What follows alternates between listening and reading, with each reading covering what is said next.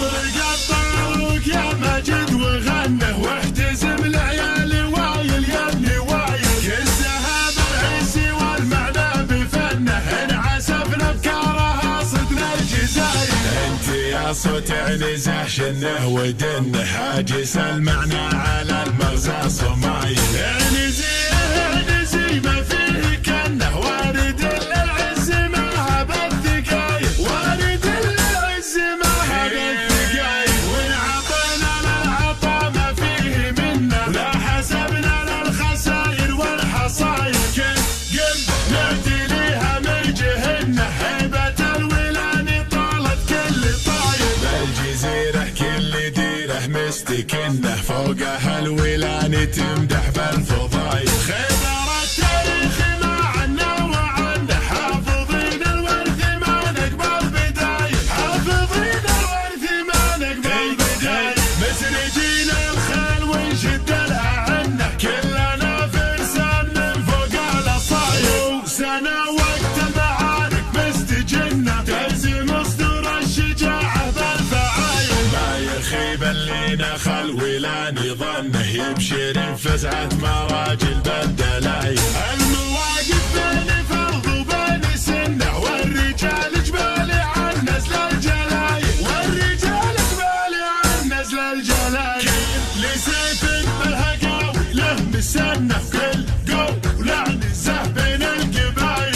من تعنف بعنزه يبشر بجنه فزعة تبري عن الكبد الغلايل قالها عدل على المقافل انه وايلي والصف الاول للعوايل نظمها لك تحت ناخه متونه والحميه زلزلت بدع المثايل والحميه زلزلت بدع المثايل اطرق الطاروق يا مجد وغنه واحتزم العيال وايل يا ابني وايل كل ذهب العز والمعنى بفنه انعسف افكارها صدنا الجزاير انت يا صوت عنزه شنه ودنه حاجس المعنى على المغزى صمايل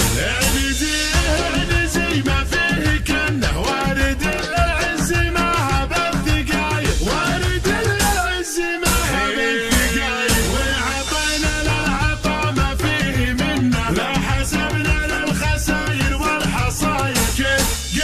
نأتي ليها من جهنه هيبة الولان طالت كل طاير بالجزيرة كل ديره مستكنه فوقها الولان تمدح بالفضايل خبر التاريخ ما عنا وعنه حافظين الورث ما نقبل بداية حافظين الورث ما نقبل بداية مسرجين الخيل ونشد الأعنة كلنا فرسان من فوق الأصايل سنة وقت المعارك مستجنة تلزم أسطر الشجاعة بالفعايل ما يخيب اللي نخل ولا نظنه يبشر بفزعة مراجل بالدلايل المواقف بين فرض وبين سنه والرجال جبالي عن نزل الجلايل والرجال جبالي عن نزل الجلايل كل سيف بالهقاوي له مسنه كل قول عنزه بين القبايل من تعنف بعنزه يبشر بجنه فزعة